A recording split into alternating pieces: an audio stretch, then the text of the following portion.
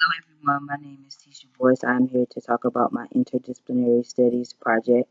I did my project on unemployment and I did my hands-on part at the Greensboro Urban Ministry, dealing with the homeless. The director of volunteer services at this organization is Ms. Gail Lewis. This is located on Westgate City Boulevard. Um, During this project, I learned that in the United throughout North America is 4.4% that is affected by unemployment. Um, and I found out that the way that they found out a percentage of who is affected by unemployment, they do like some type of calculation, and they work with the census to figure out who was unemployed.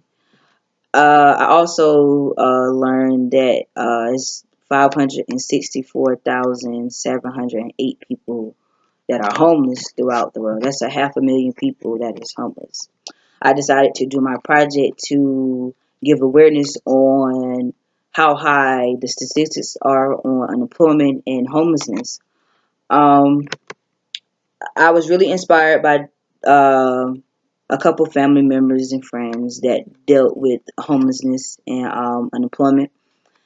Starting off with my cousin. He moved from North Carolina to New York just for a change of scenery, and things didn't go as planned. Um, he struggled financially to be able to afford anything. He ended up turning some minimum wage jobs, and then he ended up getting laid off, and this things wasn't looking up for him at the moment.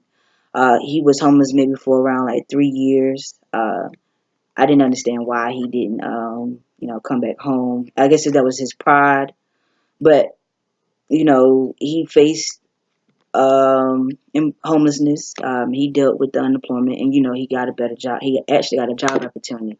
Maybe after 3 years of being homeless, the shelter that he was in, I think it dealt with Red Cross. They helped him find a job in the house, and ever since then, he has been wanting to give back and help anybody in any possible way that he can.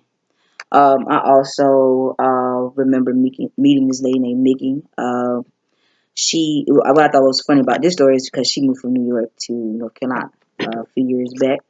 Uh, Mickey, I met her at the grocery store, and she was, she had happened to ask a couple customers that walked out before me, did they have any food or water or money to spare that she could have. Um, you know, a lot of people was looking at her in disgust, like, or they was like it was better than people. And I'm not that type of person. If I see someone in need and they need help, I'm gonna try to help them out as best as I can. It was me and my friends. We asked her to come in the store. We asked her, what was some of the things that she liked to eat or snack on. We bought her a couple of things to eat, and we gave her money to have just in case she ran out of food during the week. Um, it took a while for Mickey to tell her story, but once I learned it, she was originally a custodian that worked at the World Trade Center in New York.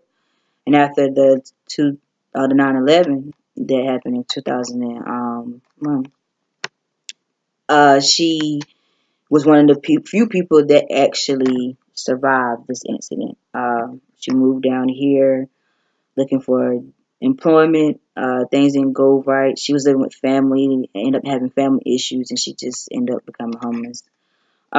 Every time I see her, she just always have a smile on her face. She has to be like one of the most humblest. Her and my cousin had to be the most humblest people I know. And courageous, determined, and strong-minded people. They just good people in general. I learned that the interdisciplinary studies that are involved in this type of issue would be economic and business, political and social. I learned that a sociologist helps you determine who is affected by unemployment. I learned that unemployment, if, doesn't discriminate against anyone. It affects all people, people of all races and genders, and it is disabilities. It does not affect just one person. Um, They help you find ways to maybe help reduce unemployment and going about things. As for a political standpoint, I learned that the people that's into politics, they learn the information on about their city and state. How many people are affected and how can they change and who can help better their stuff. So they're actually helping putting out the information to others. And also economic and business. This deals with the business size, businesses going out of business going out. They can afford to pay anyone or anything in that nature. It deals with that part. In my paper, I figure out some ways that the government could actually help improve in actually different ways. I learned about the monetary and physical policies, basically dealing with taxes, helping others, helping businesses to stay afloat. Um, Partnerships is another way of helping to reduce with like school colleges, like technical schools, vocational schools, dealing with hands-on skills of that particular project. That's another way of helping. But a way that I helped was, as I said, I went to Greensboro Urban Ministry and gave back as much as I could. I donated canned goods and actually served people lunches. Last I believe last Tuesday, I cannot believe I don't can't remember the exact location, but it's by Nettie Greens. It's like under a bridge. Um, we was giving lunches out from the homeless, maybe from 12 to 3. I just was so overwhelmed to see all these people. I usually see the ones that's by campus. Those are like the usual people I see homeless, but I don't know why. I just think that's the only ones in Greensboro, but it is a lot of people that is homeless. Um, Talking about the organization that I'm with, before actually being able to volunteer, because you're not guaranteed volunteer hours. You have to go do a touring session, and you have to fill out an application. I actually got an extra application, pretty thick. In this application, you basically just talk about some of your skills, who are you as a person, where you from, your religion,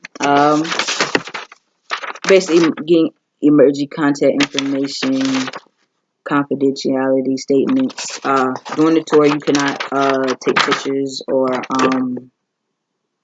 you can take pictures or record in certain areas because people was actually coming in after work. The people that was still considered homeless, coming in after work and getting ready to go to bed and eat and stuff. So we really couldn't go in certain areas.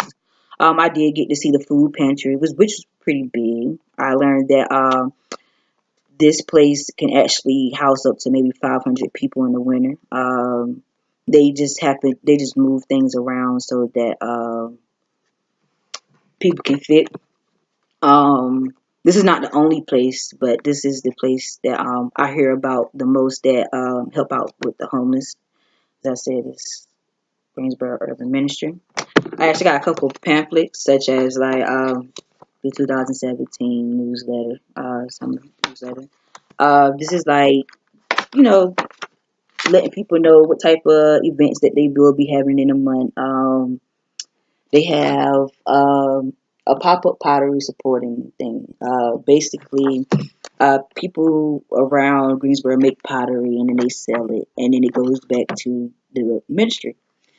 Um, I just thought this organization was one of a kind. Like it was just is very helpful. I didn't know it was actually this big. The facility was that big. They have a northeast, south, and west wing. That's pretty big. They have a cafeteria. They have a big old pantry. They have two pantries actually. Um, they have a chapel. I actually have a thing about the chapel,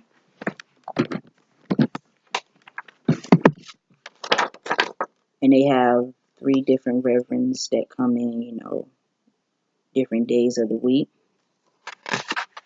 A lot of people, come in and just speak. They actually give counseling as well, just not just religious, having sermons and stuff. So, in this book is the ministry report. Basically, it gives statistics on, how many people, I guess, is unemployed and dealing with homelessness in Greensboro. Here are some statistics. Um, give you more awareness. People that don't really know what's going on. They talk about they give tutoring to kids that are less fortunate, that cannot afford tutoring. I know that they have an apartment complex called Partnership Village, and that actually is like a low base income, and then for people that's just starting off.